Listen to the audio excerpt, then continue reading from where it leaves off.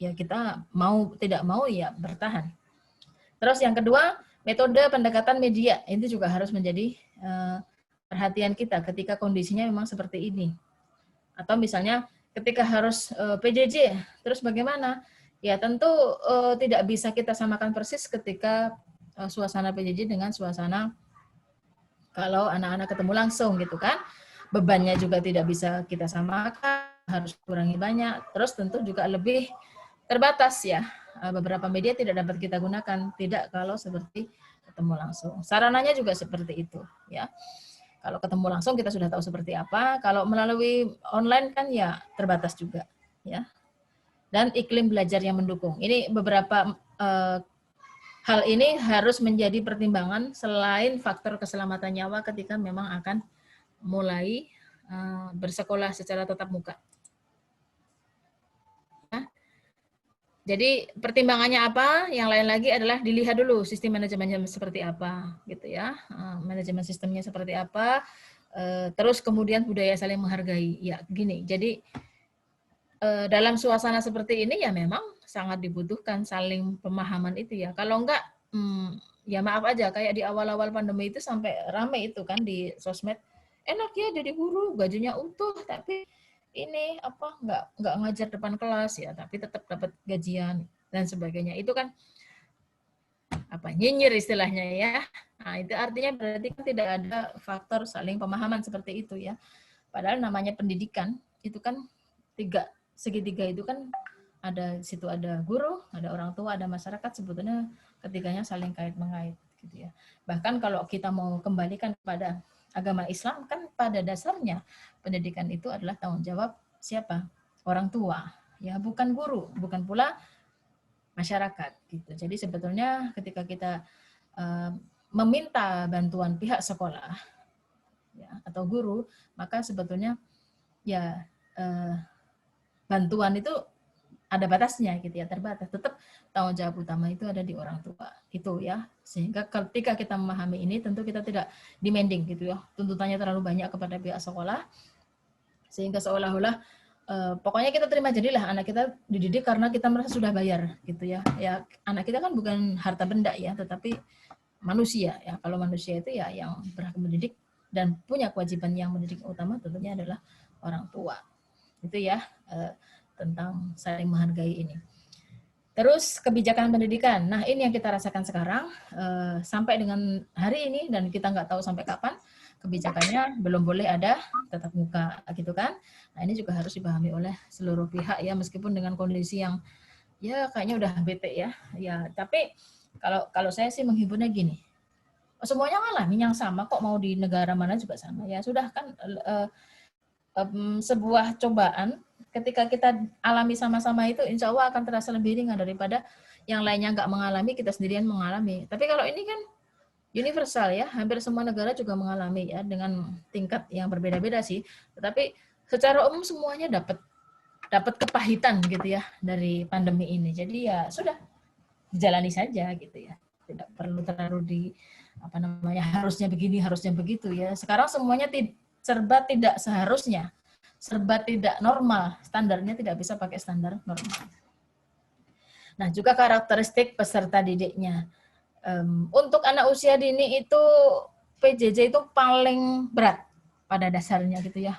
Apa gitu ya PJJ? PJJ buat anak-anak itu sebenarnya nggak ada, susah lah kita ya. Kalau mahasiswa masih oke, anak SMA, paling nggak SD kelas tinggi masih oke. Tapi anak TK apalagi sama-sama anak baru PJJ, wah bingung ya. Kenal gurunya aja belum, kenal anak yang lain aja belum, bagaimana mau PJJ. Jadi memang pada dasarnya yang paling ideal bagi pendidikan usia dini itu ya ketemu langsung gitu ya. Ketika itu tidak bisa dilakukan oleh guru dan murid, maka itu adalah kewajiban orang tua dan anak. Gitu. Nah ini apa saja yang perlu dipersiapkan? Ada 3 pihak yang harus saling bahu-membahu. Ya kalau pemerintah tentunya menyiapkan aturan ya yang sudah kita pelajari sekarang ya, dengan segala plus minusnya. Terus pelayanannya dalam arti mungkin nanti seperti pengalihan dana BOS dan sebagainya itu tentu sudah dipikirkan. Kalau sekolah dan guru ya melihat komitmen dari pihak manajemen, dari yayasan, kalau swasta. Terus kesiapan dan komitmen dari para staf ya semuanya, para warga sekolah siap nggak dengan PJJ dengan pembelajaran yang langsung misalnya. Kalau misalnya langsungnya bertahap, ya memang mungkin masih bertahap kan kalau misalnya sekarang pun mau dilaksanakan gitu ya. Misalnya ada isu, oh nanti Maret sudah mulai kok kita bisa sekolah normal. Tapi tentu tidak langsung normal seperti biasa, enggak. Saya yakin pasti paling dibagi dulu misalnya shift-shift ya. Siapa aja misalnya 10 anak dulu per kelas dan sebagainya. Tentu itu harus diatur sedemikian rupa dan sekolah siap nggak dengan itu. Kalau nggak siap, sekali lagi semua kembali pada pertimbangan keselamatan nyawa. Itu lebih utama. Gitu. Orang tua dan masyarakat juga dilihat ya kesiapannya seperti apa, termasuk apa protokoler yang harus dilalui untuk berangkat pulang sekolah ya.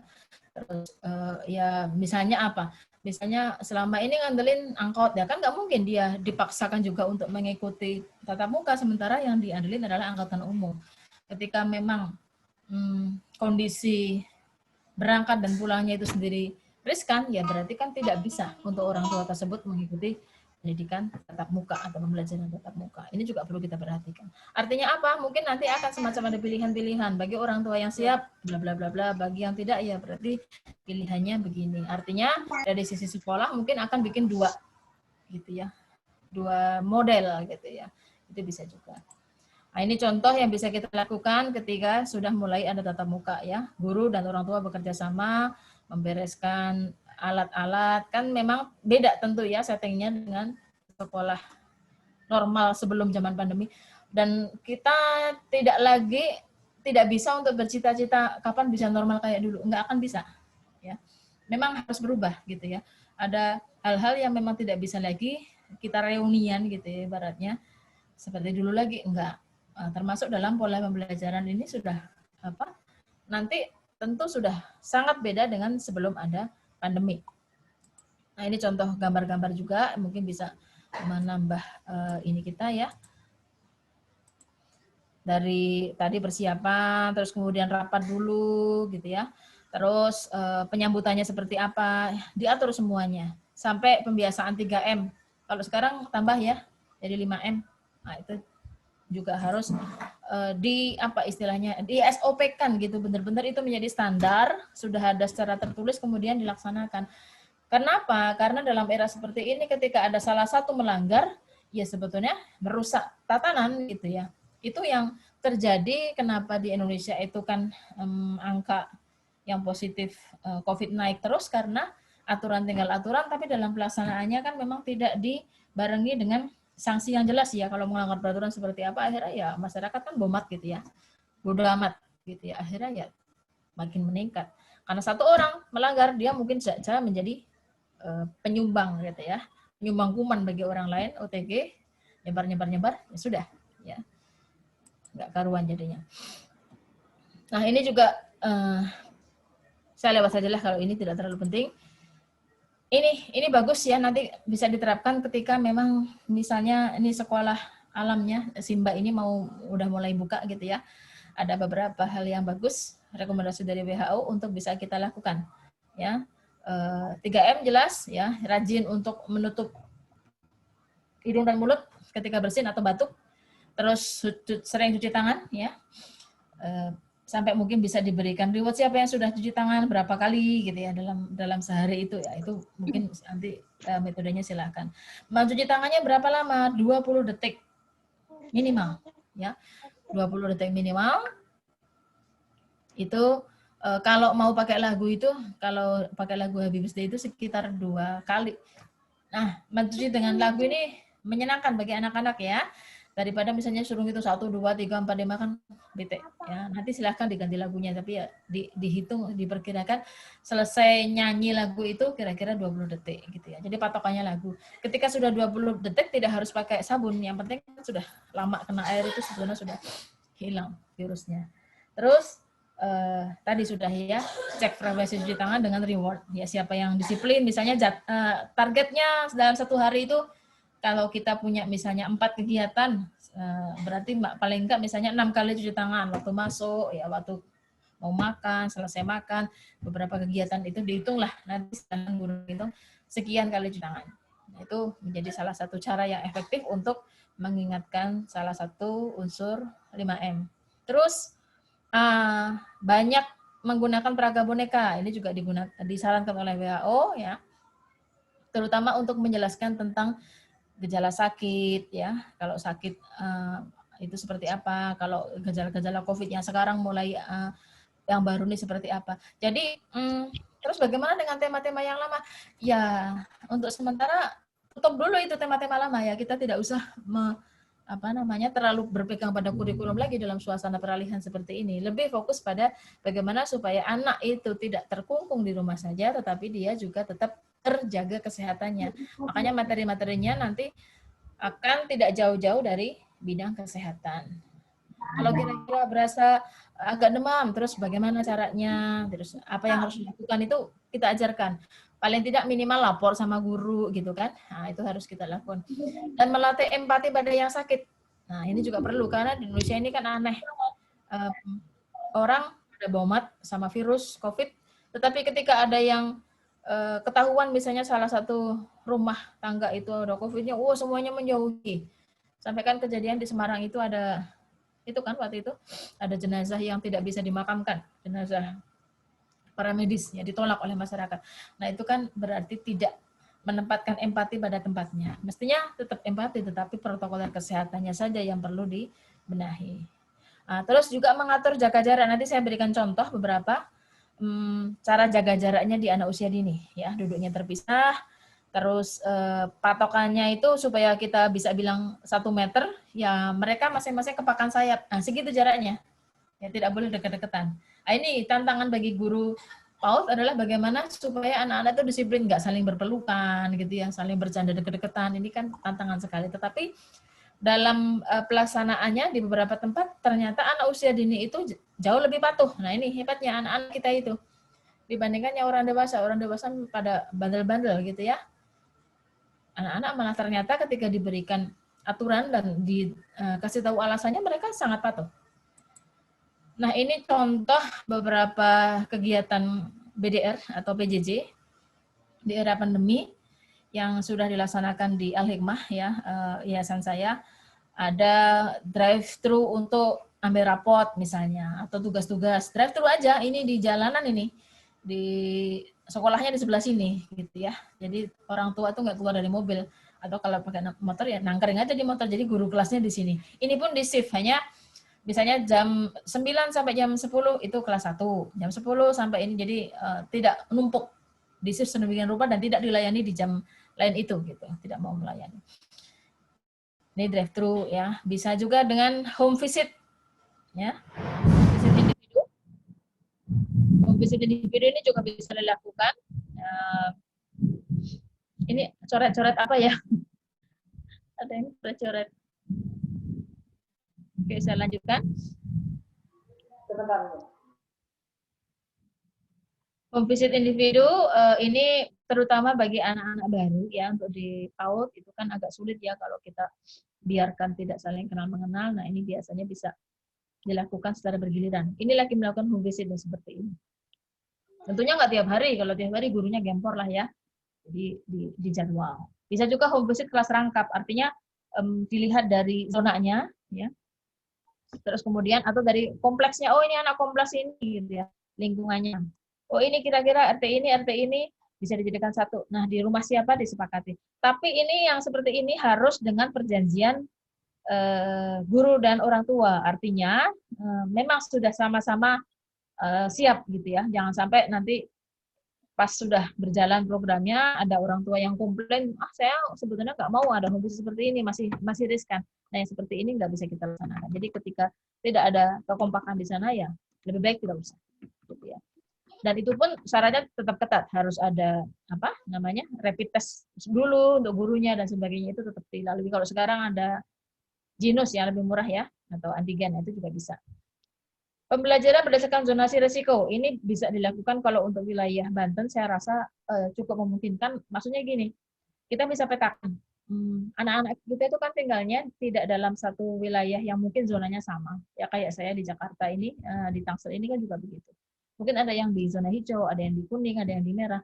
Nah, yang di zona hijau itu bisa dilakukan home visit kelas rangkap atau individu. Tetapi yang di zona merah tetap sifatnya adalah PJJ. Gitu. Kita tidak bisa memaksakan di situ untuk melakukan home visit.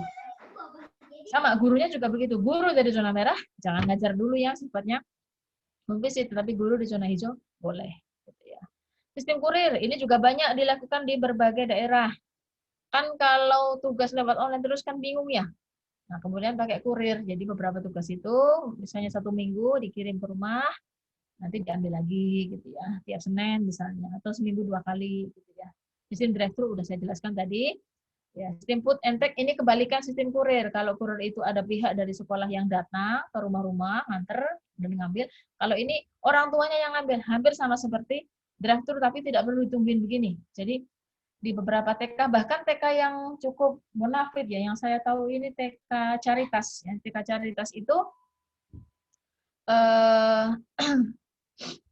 TK Caritas itu membuat sistem seperti ini. Jadi dia kayak ini, kayak membuat papan nama, nanti ada slot-slotnya gitu ya, kayak album perangko lah ibaratnya tapi yang gede. Nah di situ udah orang tua tuh tinggal ngambil, punya siapa taruh situ, nanti balikin lagi di situ lagi gitu ya, setiap hari apa. Jadi orang tua komunikasinya lewat WhatsApp group, tetapi untuk menyerahkan tugas ke sekolah, mengambil tugas yang baru juga ke sekolah. Sistem shifting ini akan kita laksanakan ketika memang PJJ ini sudah berakhir, kita tetap muka. Nah, mau tidak mau harus shift ya. Kalau tidak shift satu kelas penuh ya berbahaya. Ya. Kalau memang ini tidak bisa dijamin ya lebih bagus jangan dulu. Posterisasi. Posterisasi ini artinya apa? Karena kita memahami anak-anak itu masih masa visual. Jadi segala hal yang berkaitan dengan COVID atau peraturan-peraturan itu sebaiknya divisualisasikan dalam bentuk poster. Itu paling gampang buat anak-anak untuk mengingat ya. Kemudian langsung terkoneksi ketika dia lihat poster itu langsung terkoneksi dengan aturan-aturan. Dan juga membuat surat cinta. Ini untuk saling membangun sikap saling memahami tadi ya. Nanti kita lihat seperti apa. Nah, ini saya sampaikan di sini untuk para orang tua ya. Ketika kondisi masa seperti ini, ketika anak-anak tidak bisa berkumpul di sekolah, apa sih yang harus dilakukan oleh orang tua? Yang pertama tentu ada waktu khusus bersama anaknya, terus tetap mengontrol perilaku baik anaknya, ya, dan juga mengoreksi ketika anak itu melakukan perilaku tidak baik. Tapi mengoreksi ya, bukan memarahi atau bukan mengomeli, berbeda. Dan membuat jadwal main. Nah, ini agak susah juga bagi orang tua yang kedua-duanya bekerja. Tetapi tentu ya harus diatur bagaimana caranya supaya bisa adalah jadwal paling tidak dalam sehari itu 1 kali. Kalaupun tidak bisa pas jam siang ya malamnya tidak apa-apa. Mengelola stres ini sangat efektif ya. Dibicarakan gitu. Kenapa? Karena kalau masing-masing dipendam nanti ujung-ujungnya kita cuma ngomel, marah gitu ya. Tapi dikelola caranya biasanya bisa apa sih yang paling bisa merilis supaya kita nggak stres. Mungkin kegiatan kita sifatnya fisik gitu ya, olahraga bareng itu biasanya akan lebih membuat kita lebih nyaman. Dan sekaligus bincang ringan tentang COVID. Karena anak-anak itu kan nggak tahu ya seberapa betul berbahayanya. Jadi kita harus menggunakan bahasa mereka supaya mereka itu tidak menjadi OTG gitu kan. Masalahnya kan kalau anak-anak kan kalaupun terserang juga rata-rata nggak jatuh gitu ya, tapi hanya sekedar OTG. Masalahnya kalau anak-anak itu membawa kuman itu ke orang-orang yang lebih rentan di rumah kan gitu. Nah, ini saya berikan salah satu contoh surat cinta ya dari guru untuk orang tua. Ini saya pernah minta tolong dibuatkan kepala sekolah, tolong buat seperti ini ya, dibagi ke orang tua ya. Alhamdulillah ya lumayan gitu ya. Paling tidak meredam gitu, meredam gejolak pengennya sekolah seperti apa atau ya tadi mengelola stres ya dengan main-main surat ya seperti itu. Itu boleh-boleh saja. Ya. Jangan cemas dengan kondisi belajar anak Anda di rumah. Setiap anak di sekolah ini adalah satu keluarga besar. Ketika saatnya tiba masuk sekolah nanti, kami akan berusaha keras untuk mengejar ketertinggalan. Berusaha untuk tidak kecewa dan marah pada anak-anak Anda di rumah bila mereka tidak mengerjakan tugas harian dari guru. Jadi istilahnya udah mereka itu memang udah bosen di rumah aja anak-anak kita itu, Terus kalau misalnya terlalu fokus sama tugas kitanya, ya tambah stres gitu ya. Jadi nggak perlu di push sedemikian rupa sampai malah akhirnya orang tua stres, anak juga stres. Jadi lebih fleksibel kitanya. Itu kalau surat cinta. Ada juga ini kita bisa dari Inggris ya. Kalau di Inggris itu pakai aturan seperti ini, ya hampir sama seperti yang saya sampaikan tadi, tetapi ketat di sana. Jadi anak-anak dilatih seperti itu, membersihkan sekolah dulu, kemudian menyediakan tempat cuci tangan. Hampir sama sih. Terus masalah masker. Masker itu tidak recommended untuk digunakan anak selama dalam kelas. Ini yang perlu menjadi perhatian. Anak-anak menggunakan masker ketika dia ada di luar, sebelum masuk kelas. Ketika sudah masuk kelas, anak-anak membuka maskernya, tetapi dia harus mengambil jarak, makanya harus minimal 1 kepakan tangan itu. Supaya tidak harus pakai masker. Kenapa? Karena anak itu kan aktif ya. Kalau dia harus pakai masker nanti empot-empotan nafasnya, berat buat dia. Terus yang siapa gurunya, ya justru gurunya diminta pakai masker, gitu. Lebih aman. Dan ketika memang kita niat untuk membuka sekolah secara formal, maka kita juga harus menyiapkan diri untuk punya kontak dengan fasilitas kesehatan yang terbuka. Nih, ini di Malaysia. Beberapa teman kolega saya kebetulan mereka para pendidik PAUD di Malaysia, mereka menggunakan 4 SOP ini ya untuk membuka tadika, mereka pilihnya tadika ya TK itu. Dan 4 hal ini yang dijadikan standar dan sudah buka dari bulan apa ya itu? TK. Ya, anak diajarin menjaga kebersihan pribadi, ya cuci tangan, tidak menyentuh muka jika belum cuci tangan. Pokoknya intinya jangan sampai pegang-pegang muka, ya. Terus ada hand sanitizer di beberapa tempat, gitu ya. Dan sekaligus penjelasannya itu HS itu apa aja isinya, jangan sampai karena mungkin baunya wangi enak diminum, gitu ya kan bahaya. Ya. Terus maskernya juga menyesuaikan ukuran anak, gitu ya. Dan di lembaga juga menyiapkan masker cadangan dan diajarkan physical distancing. Nanti ada beberapa contohnya sebentar nih, saya kasih contohnya. Nah ini mereka pakai ini nih polis line begini untuk memastikan jarak. Ini lagi mau cuci tangan kan pakai HS ya, hand sanitizer, di belakangnya disiplin ngantri di sini. Dan penelitian beberapa teman di Malaysia itu ternyata hampir di seluruh Malaysia anak-anak ini rutin seperti ini, disiplin malah. Nggak seperti orang tua atau mungkin anak-anak ABG yang lebih susah diatur. Ya, ini pengecekan suhu. Nah, ini yang di belakangnya juga berdirinya agak jauh di polis lain, gitu ya. Pengecekan suhu di luar, kalau sudah masuk cuci tangan. Terus, nih taruh sepatu juga berjarak, gitu ya. Setelah suhu, naruh sepatu, tek di sini. Ya, ada jaraknya gantian. Kalau sudah dalam kelas seperti apa nih di sini, ya? Dikasih border, ini jadi border. Jadi jauh-jauhan jaraknya nih. Kan ini meja panjangnya nih ya. Bukan di sini dengan di sini, tapi bagian panjangnya supaya kelihatan, supaya terjamin jauh jaraknya. Udah diisi 2 begini aja, nggak boleh banyak-banyak.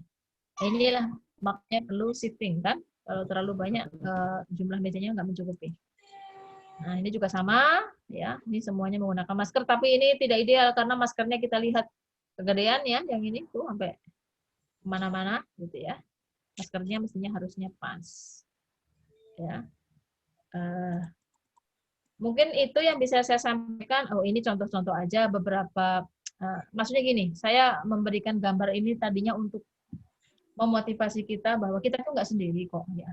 Masing-masing anak-anak di berbagai negara belahan bumi ini juga sama sedang mengalami masa seperti ini ya, BDR, belajar di rumah dengan berbagai sarananya masing-masing. Ini di Rwanda aja masih begini modelnya tuh. Ya kayak zaman saya kecil nih kalau kayak gini ya, masih pakai radio belajarnya, radio nyimak buku gitu ya. Jadi modelnya kayak RRI gitulah, disiarkan mesti begini, baru dikerjakan sama-sama. Timor Leste sudah mulai pakai HP, tapi ini tentu anak-anak SD ya, bukan anak TK. Anak Ukraina sudah pakai laptop ya. Nih anak Syria yang sekarang sedang banyak perang pun mereka masih belajar, hanya tapi memang begini ya, menggunakan buku cetak. Ini Malawi, ya salah satu negara miskin, bukunya aja masih kayak gitu. Tapi mereka tetap melaksanakan BDR. Nah, ini anak Makedonia Utara, hampir sama seperti kita ya, menggunakan YouTube atau apa gitu ya, yang video yang kemudian bisa diberikan oleh anak-anak. Jadi BDR bukan berarti pembelajarannya sebenarnya tugas semua, enggak, tetapi sifat aspek motorik anak pun bisa kita latih. Itu mungkin cukup yang saya sampaikan. Kalau ada ini pertanyaan boleh silakan. Terima kasih Bu Muti. Kepada audiens yang mau bertanya silakan bisa via chat atau respon ini ya, apa namanya, angkat tangan kalau ini bahasanya. Kita buka dulu mungkin 1 atau 2 pertanyaan ya Bu Muti ya. Oke, silakan. Iya. Tadi disampaikan kenapa guru-guru yang pertama kali diketahui seorang anak adalah yang Bu Muti sampaikan orang tuanya yang terutama Bu ya. Nah, kenapa? Ini apa namanya, bahwa pembelajaran itu yang terutama yang dilakukan itu oleh orang tuanya dahulu kebanyakan. Nah, yang cuma ini yang jadi kebingungan adalah bagaimana orang tua itu mengupgrade dirinya gitu loh. Terutama karena kan mereka juga banyak yang belum tahu apa saja sih yang dilakukan terhadap anaknya gitu loh. Jadi kebingungan mungkin ya mereka ya, ada beberapa yang memang saya mesti ngapain nih gitu loh. Anak saya umur segini kelas 3 misalnya belum bisa berhitung gitu kan, masih bingung, kelas 3 itu masih bingung pembagian gitu kan. Saya mesti ngapain gitu loh. Nah itu yang kebingungan, beberapa kebingungan ya yang dialami oleh orang tuanya. Nah apa saja sih yang perlu kita orang tua lah harus kita lakukan gitu loh. Itu yang biasanya disampaikan kepada kami, ada beberapa pertanyaan seperti itu. Itu yang saya pahami, tapi saya lupa peralihan dari kurikulum yang ya. Saya ini pas ada suara masuk. Oke. Apa yang harus kita lakukan ya intinya ya?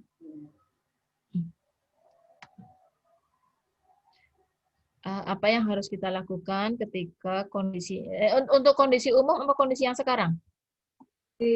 Yang sekarang terutama Bu, karena lagi terutama pandemi ya, orang tuanya sendiri apalagi mendampingi anak belajar itu nggak mungkin langsung apa namanya, yang disampaikan oleh sekolah itu belum tentu bisa dipahami oleh anak langsung gitu. Ya, biasanya nanti harus disampaikan lagi oleh orang tuanya lagi, dan itu yang bikin rata-rata kalau nggak ngerti darah tinggi juga orang tua gitu.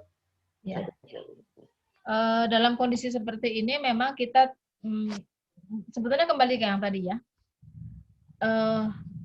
saling memahami dulu gitu ya, saling paham itu yang jadi kunci utama. Ketika memang misalnya ada tugas atau kegiatan yang anak itu tidak mengerti, maka ya guru dan orang tua yang harus bisa saling komunikasi, ini maksudnya bagaimana ya gitu ya. Orang tua yang bertanya, karena anak kan pasti tidak berani bertanya gitu ya. Secara umum anak-anak itu kan kalau dikasih tugas mah ya iya aja gitu ya, meskipun dia bingung ya iya aja. Bahkan enggak hanya anak PAUD, anak SD saya yang kelas 6 aja kalau misalnya ada kesulitan, yang saya lihat langkahnya itu enggak langsung tanya ke gurunya, dia tuh sibuk nyari celah. Tapi bagus sih kalau buat mereka seusia segitu, mereka sibuknya di celah. Gimana caranya? Dengan sama temannya itu, ya mereka bikin grup sendiri, saling bertanya, oke aja buat saya. Tetapi kalau untuk anak PAUD ya mau tidak mau, maka orang tuanya lah yang harus menjalin komunikasi dengan gurunya gitu ya. Dan sebagai orang tua kita juga bisa memberikan saran apa namanya, tapi tentu dengan kalimat-kalimat yang enak didengar gitu ya. Sebaiknya begini, sebaiknya begitu, itu boleh saja. Cuman kalau untuk saran-saran seperti ini, saran saya sih sifatnya japri gitu ya. Jangan dilempar di grup kelas ya, itu akan nanti jadi onar gitu, jadi heboh. Jadi yang termasuk ketika kita bertanya kondisi anak kita kok belum ngerti tugasnya apa atau kegiatannya mau lakukan apa, itu sifatnya japri aja. Jadi tidak semua hal harus dilakukan di grup sehingga malah grup yang tadinya kondusif jadi malah ribet kan kadang-kadang ya memang penyakit ini juga ya apa ya gitu ya. Ada orang tua yang anak saya udah jadi nih, iya yang lainnya kan jadi empot-empotan, wah anakku belum ini belum, akhirnya jadi eh, orang tuanya ngejar-ngejar anaknya gitu, kamu kapan jadinya itu sih itu udah jadi sih itu jadi. Lah ini tugasnya siapa? Tugasnya orang tua apa tugasnya anak gitu. Kita lihat irama dan kecepatan masing-masing anak itu berbeda. Jadi kalau memang kira-kira anak kita belum bisa sampai ke sana ya nggak usah dipaksakan ya. Karena memang buat kita yang penting anak-anak itu sendiri nyaman di rumah ya. Buat dia masih bertahan di dalam rumah selama hampir setahun ini aja itu udah prestasi gitu ya. Jangan dibebani lagi dengan ini harus begini tugasnya harus selesai ya. Kalau nggak selesai ya udah kita lapor aja ke gurunya. Anak saya belum selesai dan kayaknya udah nggak akan selesai. Sudah, kalau saya begitu aja ya. Karena memang kalau dia udah nggak mau ya bagaimana lagi gitu ya. Mungkin nanti di apa substitusi dengan tugas lain. Nggak apa-apa gitu ya. Harusnya saling memakluminya di situ maksud saya. Oke, ada lagi? Gimana ibu-ibu, audiens ada yang mau bertanya lagi? Ini banyak belum masih pada malu ibu mungkin. Nggak usah malu, silahkan. Ya, tadi pertimbangan mengenai dalam kondisi pandemi ini adalah keselamatan nyawa, Bu Muti ya. Sebelum nanti orang tua ada yang audiens mau tanya. Nah, apakah daring atau PJJ itu efektif untuk anak usia dini, Bu Muti? Karena dalam kondisi begini mereka kan seharusnya mungkin yang di sekolah biasanya ada apa namanya, ada stimulan-stimulan yang dilakukan ya ketika usia dini itu gitu.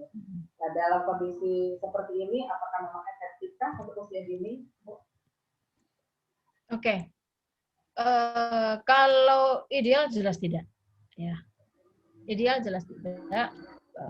Paling tidak ideal PJJ itu bagi anak usia dini justru ya. Makanya apa itu online bagi anak usia dini susah lah kita. Tetapi dalam kondisi daripada tidak ada sama sekali kan, kalau kita dalam bahasa Indonesia ada tuh istilahnya ya, tidak ada rotan akar pun jadi, itulah gitu ya. Ketika memang orang tua merasa oh kalau begitu saya mau handle semua kerjaan guru, orang tua kompak begitu, alhamdulillah selesai sudah urusannya. Tetapi kan rata-rata pihak orang tua juga kan bilang, lah saya kan sudah pasrah sama gurunya, sudah mau nyekolahin itu maksudnya biar diajar gurunya, ya sudah. Nah, sarana yang bisa dilakukan sekarang adalah melalui PJJ. Untuk PJJ bagi anak usia dini memang sebaiknya tetap muka. Maksudnya gini, seperti ini, pakai Zoom gitu ya. Jangan yang sifatnya terlalu paper and pencil. Sebentar-sebentar tugas yang sifatnya menggunakan media yang begitu, yang kertas sama pensil.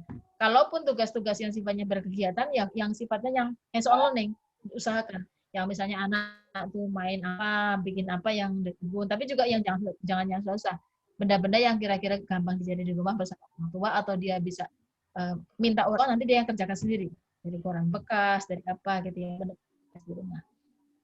Tetapi bahwa pertemuan yang seperti ini sifatnya, melihat wajah gurunya, itu memang seharusnya idealnya ada setiap hari. Mungkin ada yang tahu Bu Lara Fridani ya, teman saya, salah satu dosen di UNJ, dia kan tinggalnya di Melbourne. Itu setiap hari, kan dia masih punya cucu yang usia PAUD. Itu kata dia, itu Zoom-nya itu 3 kali. Sehari 3 kali, bayangin. Artinya apa? Memang kebutuhan anak itu untuk lihat teman-temannya seperti apa, lihat tampilan dari gurunya, itu mereka butuh itu gitu, nggak hanya sekedar instruksi-instruksi dari WhatsApp group. Kalau WhatsApp group kan tulisan aja, nggak ada visualnya sama sekali, nggak menarik buat anak memang gitu. Nah, kalau di Indonesia ya memang masih terbentur ini ya, kita kuota dan sebagainya. Kalau Zoom 3 kali ya boros. Ya mungkin paling enggak ya sehari sekali atau 2 hari sekali itu ada Zoom gitu. Jadi jangan ada beberapa TK yang cukuplah seminggu sekali, itu masih minim sekali. Kurang lah kalau untuk anak-anak usia ini. Kalau tidak bisa home visit. Kalau masih bisa home visit sih masih bagus, masih lebih ideal. Oke? Terima kasih Bu Muti. Kayaknya masih belum ada yang tanya, masih kebingungan ya. Tidak apa-apa, yang penting kita sudah berbagi. Nanti kalaupun ini bisa dititip ke panitia, kalau malu nanti. Ya, boleh. Ini tadi Bu Mukti kalau saya tidak salah dengar menyampaikan bahwa apa tadi observasi yang dilakukan oleh kalau kondisi sekolah itu ya normal adalah dilakukan oleh pihak ketiga, maksudnya dalam artian bukan oleh pihak observasinya dilakukan oleh tadi apa namanya pihak ketiga itu misalnya psikolog ya, Bu ya, tadi saya lupa. Apakah itu memang perlu apa ya namanya untuk mengetahui kemampuan itu memang apakah diperlukan sekali dilakukan oleh orang tua dalam kondisi seperti ini gitu. Karena mungkin saja mereka nggak tahu nih apa aja ya faktor yang apa namanya untuk kesiapan sekolah gitu. Dan mereka mungkin kalau baca-baca apa yang dilakukan nggak ngerti gitu loh. Nah kira-kira perlu nggak sih orang tua ke pihak ketiga untuk mengetahui hal itu? Saya luruskan ya, bukan berarti observasi itu harus oleh psikolog. Justru saya tekankan gini, observasi itu bisa dilakukan oleh siapa saja, terutama orang tua, ya, sebagai screening awal.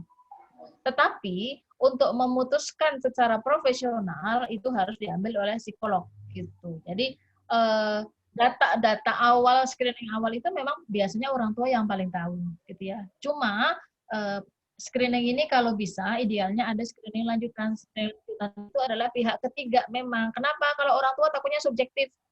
Kan dia pengen anaknya segera masuk misalnya kan, ya udah pokoknya bisa semua gitu ya.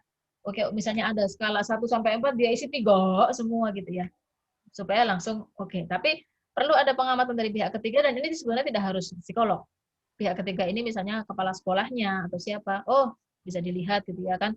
Dibiarkan main selama 2 jam sambil dilihat, oh gimana dia mulai kenalan sama temen yang nggak dikenal, bagaimana dia berbagi dan sebagainya. Tetapi ada orang lain yang melihat itu. Dan memang paling ideal psikolog. Tetapi dalam kondisi yang seperti ini juga memang agak sulit. Bahkan di yayasan saya pun di Alikma ini, khusus untuk tahun ini kita nggak pakai psikolog. Karena ya susah, online tapi pakai psikolog itu susah. Kalau psikolog kan dia memang harus lihat tatap muka, lihat kontak matanya dan sebagainya, itu ilmunya itu begitu gitu kalau ketemu. Nah kalau online kan nggak bisa. Sementara saya melakukan wawancara dengan online, akhirnya nggak kita gunakan itu psikolog. Intinya kalau lewat psikolog itu tesnya tes standar, ya, tes standar, tes baku yang memang secara profesional mereka sudah disumpah untuk itu, ya kayak dokter lah. Kan ada obat yang harus dengan resep dokter, ada obat bebas. Kalau kita itu istilahnya ya tadi mengeluarkan hasil yang sifatnya bebas tadi. Tetapi kalau yang obat resep dokter ya itulah hasil pengamatan psikolog gitu loh. Perbedaannya di situ aja. Terima kasih banyak Bu. Sudah diluruskan dari ya. saya. Kemudian ini masih belum ada chatnya. Sebentar. Maksudnya ada yang via WA gitu.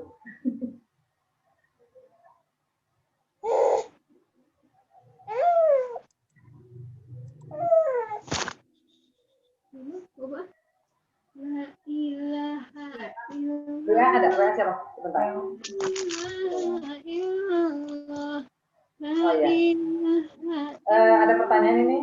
Stimulus apa yang paling krusial yang perlu diusahakan orang tua pada anak usia dini di masa pandemi ini? Sepertinya mati ya. Saya ulang lagi.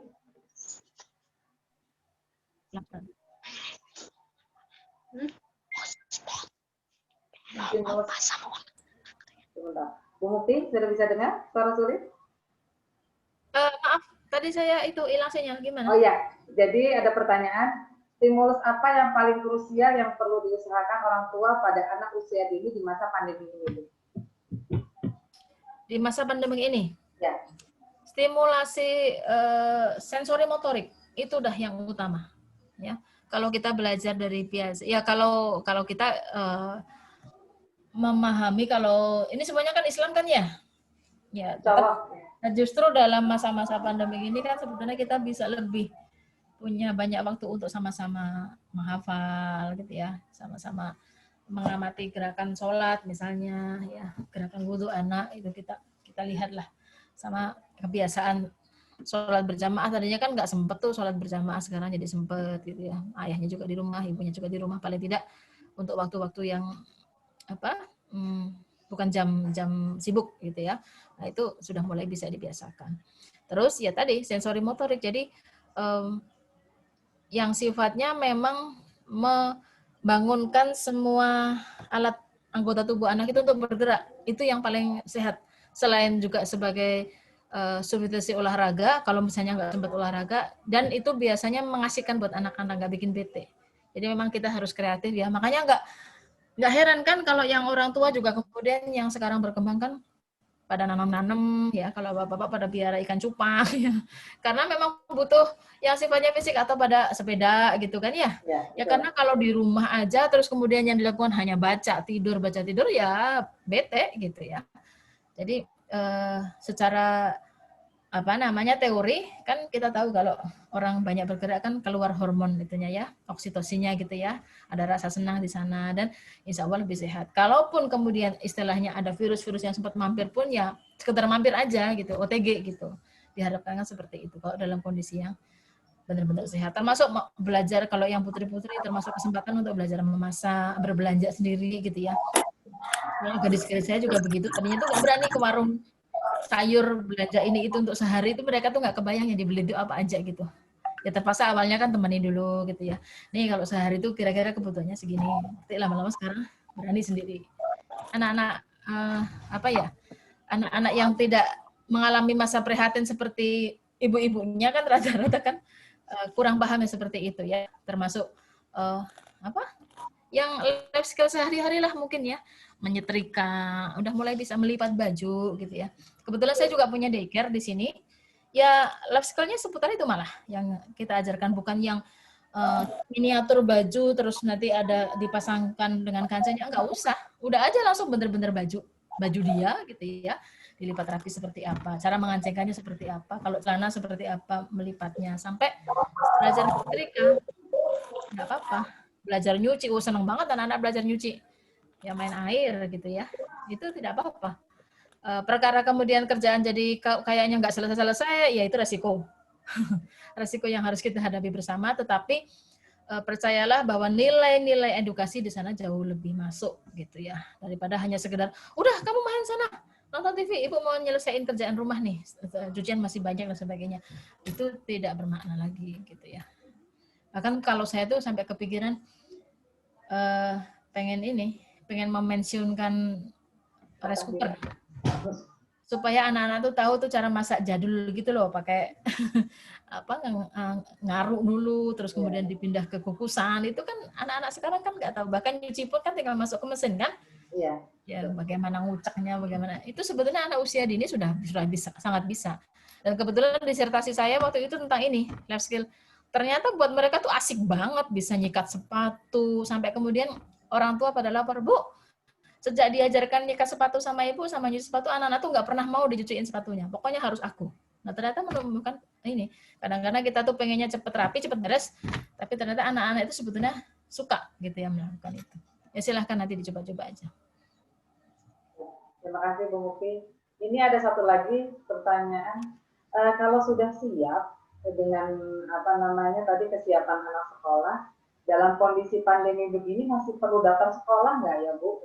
Karena mungkin terkait biaya mungkin Bu ya, jadi dia bisa diajarkan di rumah atau dia mungkin kebingungan dengan ini. Kalau saya lihat pertanyaan di sini adalah mengenai legalitas maksudnya Bu. Dia khawatirnya mungkin setelah ini masa anak saya di rumah saja, terus legalitasnya apa gitu kan? Kalau lihat di sini pertanyaan. Sebetulnya kalau secara yuridis, secara aturan, itu kan SD itu kan tidak ada aturan harus lulus TK. Ya. Sebetulnya gitu. Nggak pernah ditanyakan kamu lulus TK mana gitu kan, enggak ya. Cuman memang biasanya kesiapan orang tua untuk menjadi pendidik seperti layaknya guru PAUD ini yang perlu kita pertanyakan, kira-kira mampu apa enggak gitu.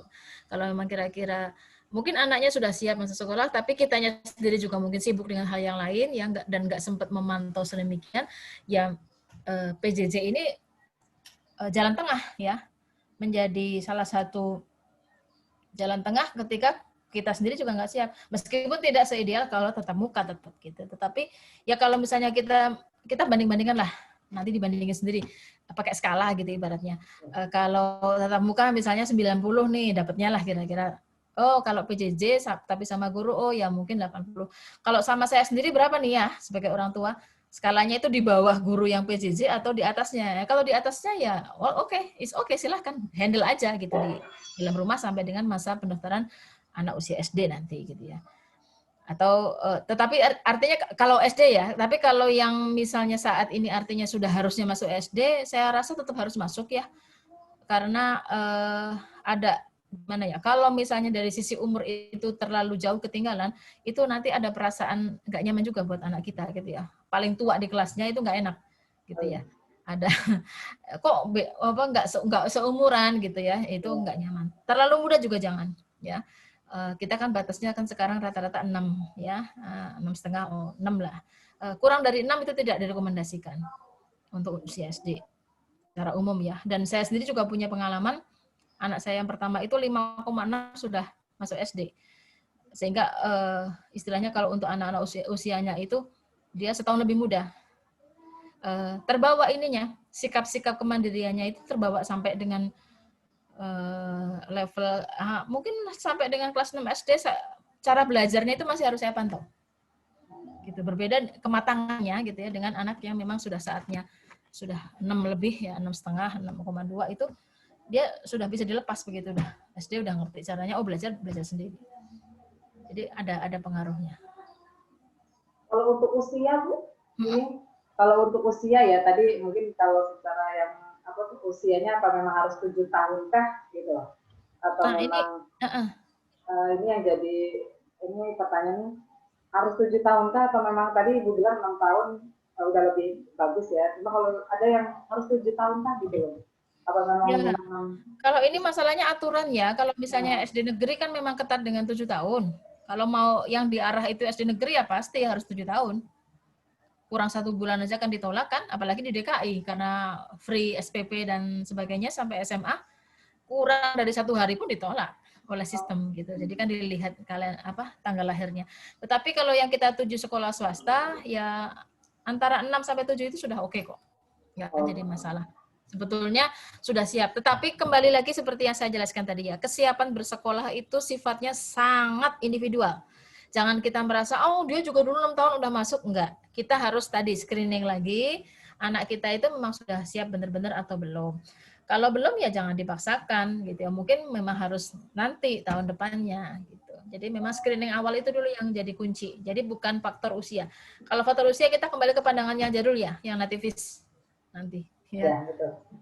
Yang kaku nanti. Oke. Ada pertanyaannya kayak tampaknya di chat? Ya, Bu Mukti dari ini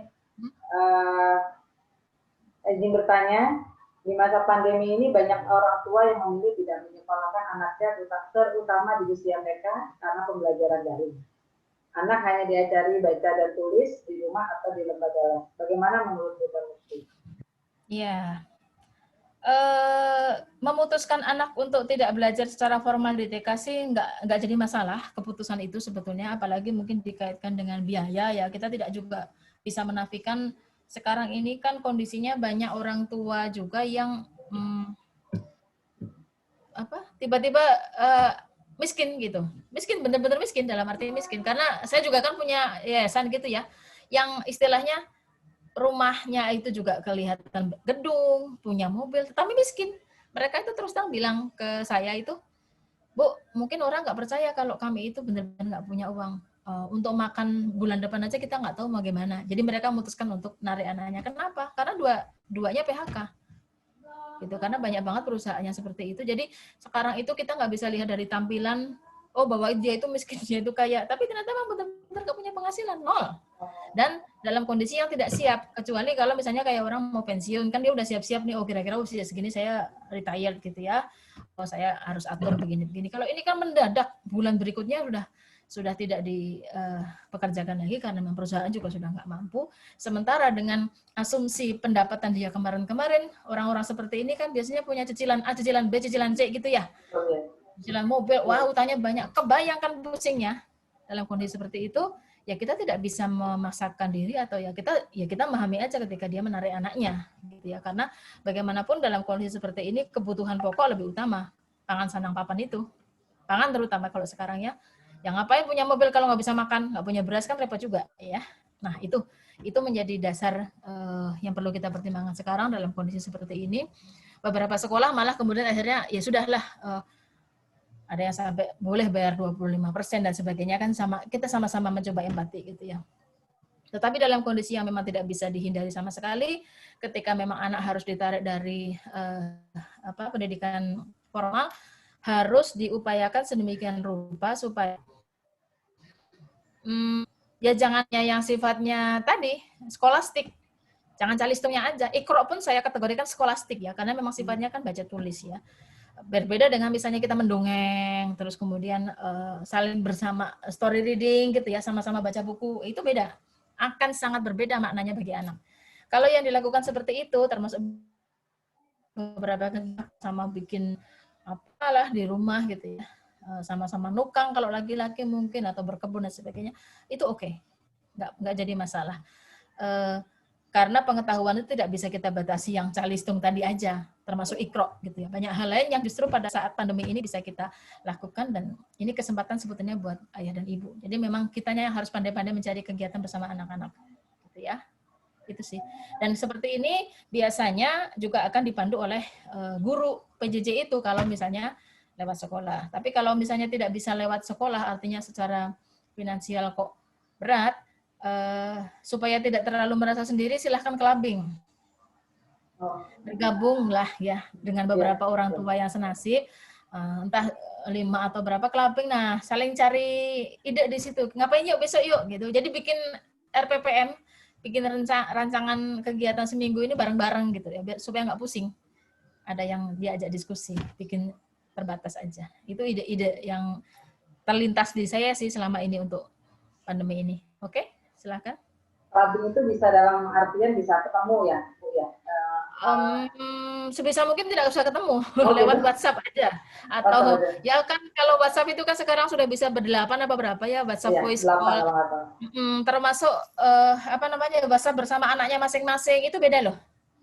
Jadi bapak-bapak semua bawa anaknya, diskusi di situ, asik apa, atau mungkin ada salah satu bapak yang hobi cerita, yang lainnya dengerin, itu asik. Jadi mandiri kita.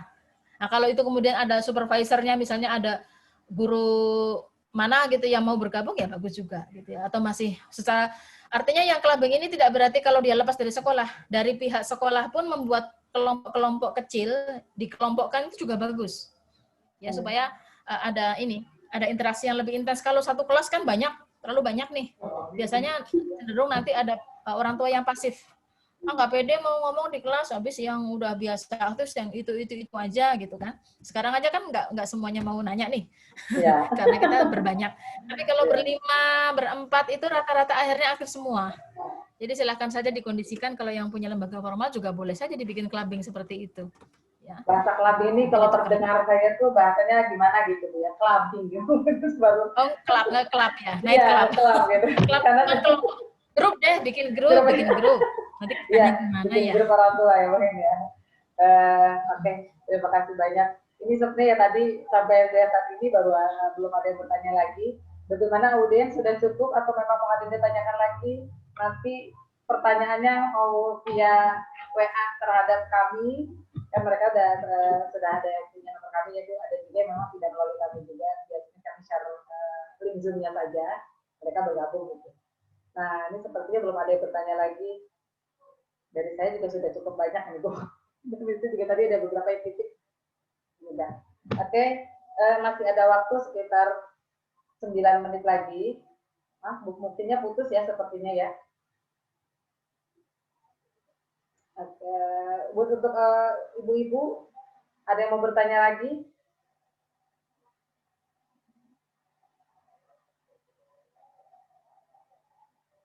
Oke, buktinya belum bisa nyambung. Kalau saya lihat di sini sinyalnya kodenya merah ya. Terputus sepertinya.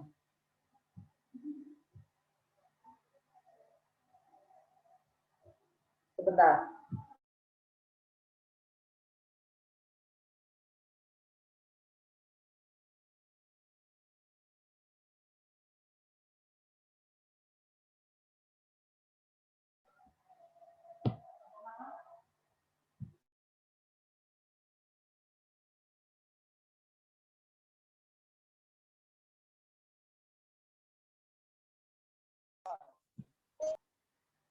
Sepertinya ini dia, Bu Mukti sudah menyambung lagi. Oke. Sedang masih hujan deras ya Bu? Kayaknya tadi terdengarnya ada suara apa ya, semacam kalau kita bunyinya geluduk lah ya gitu. Hilang-hilangan suaranya. Iya. Sekarang sudah masuk lagi. Betul, oke. Tadi memang sempat keluar Bu, sempat live tadi Bu, sempat live maksudnya, Bu Mukti. Iya. Suara geluduknya juga terdengar, ini masih ini Bu, hujan besar ya Bu ya? Masih. Suaranya hilang timbul. Oke, Bu. kedengaran? Sudah. Alhamdulillah. Oke Bu Mukti, ini masih kurang lebih 28 menit lagi. Mungkin silakan kalau masih ada waktu, tapi masih tadi juga belum ada pertanyaan. Kurang lebih 8 menit lagi ini mungkin apa yang paling nanti yang dari kira-kira 7 menit lagi, saya menginginkan closing statement dari Bu Mukti sebelum memang ini berakhir. Ya. Sebagai orang tua, saya tuh kadang pakai perumpamaan kalau kita mendidik anak itu, kita itu seperti sedang memanggul sekarung emas. Ya. Berat. Namanya sekarung itu kan berat gitu ya. Dan itu harus kita panggul setiap hari kemana-mana. Nggak boleh kita taruh sembarangan. Apalagi di tempat umum. Habis nanti. Akan langsung diambil orang. Isinya emas ya. Bukan cuma nangka atau sayuran. Emas loh sekarung. Dan kapan kita bisa naruh itu? Kita bisa naruh emas itu hanya satu nanti. Ketika kita sendiri sudah nggak ada. Kita bisa naruh emas itu dan kita buka emas itu, kita hitung berapa harta yang kita miliki itu nanti kalau sudah meninggal. Itulah mendidik anak. Jadi terasa berat. Itulah yang menjadi aset kita yang baru bisa kita buka hasilnya kalau kita sudah nggak ada. Gitu. Nggak akan kelihatan langsung sekarang, wah berhasil nih anakku. Susah kita membuat patokan seperti itu ketika kita sendiri masih hidup. Gitu ya.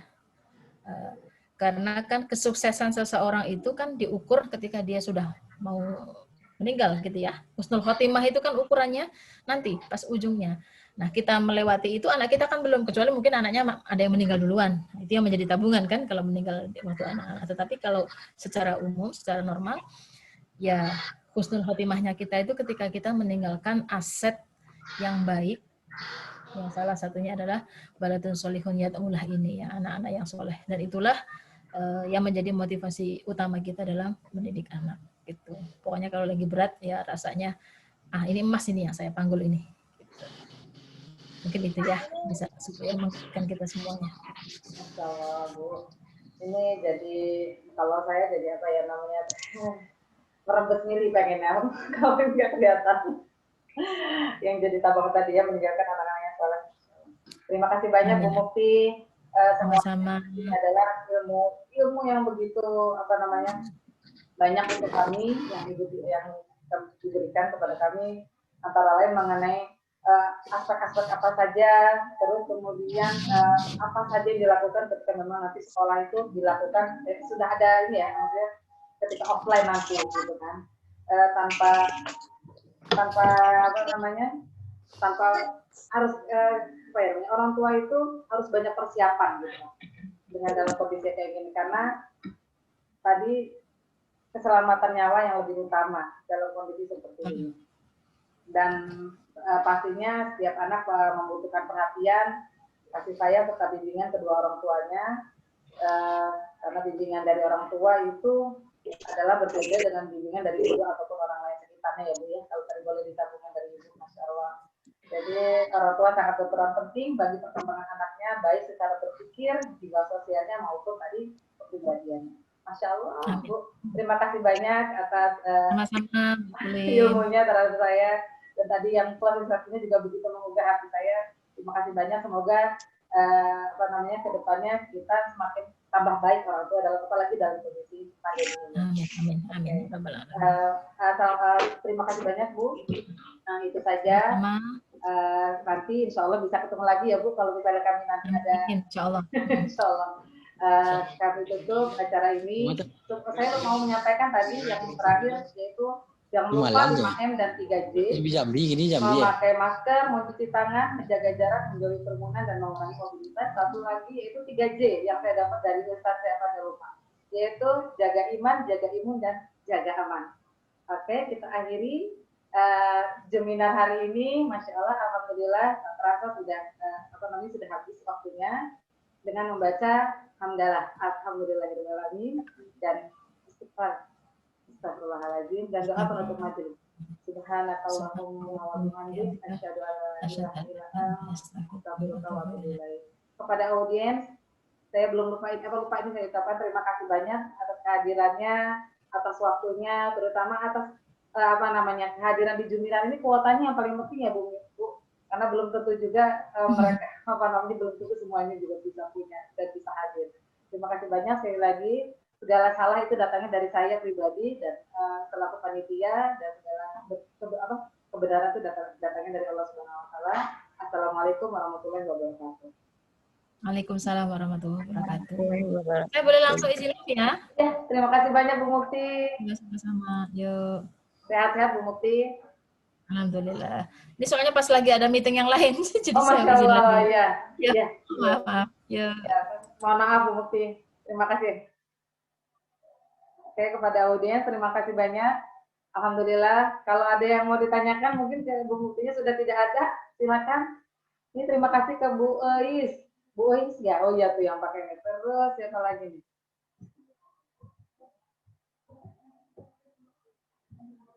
Kepada Mama Husna. Kemudian saya nggak bisa lihat besarnya ya. Oh ini dari sini. Kenapa Kak? Oh dengan Pak Gunawan ya. Ini dari Pak Gunawan juga. Kemudian ada Bu Asana. Kemudian siapa nih? Bu Ferika, Bu Hayat, Bu Yati, Bu Safitri. Oh ini Bu Vivi ya, dengan Bu Mai. Ya. Terima kasih banyak atas kehadirannya. Oh juga ada Bapak Sutoyo ya di sini.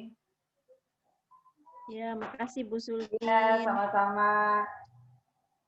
Kemudian, ini ada siapa nih? Oh ada ponakan saya, Intan ya. Kemudian, ada satu lagi nih Mega tadi. Terima kasih banyak kehadirannya di Jemilan ini. Ada Umi Asya nih. Kemudian ada siapa di sini? Aini. Terima kasih banyak. Insya Allah pekan depan kita adakan kajian untuk jadwal pekan depan, yaitu kajian Tarbiyatul Aulad yang disampaikan narasumbernya yaitu Ustadz Asto Harjoko, insya Allah. Ya, udah ditutup ya. Saya pamit ya. Bu Iya. Iya, Bu. Baik. Terima kasih banyak.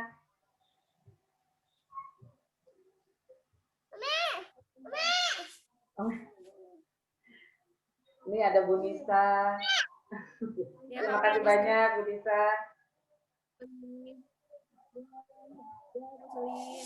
Assalamualaikum. Waalaikumsalam warahmatullahi wabarakatuh.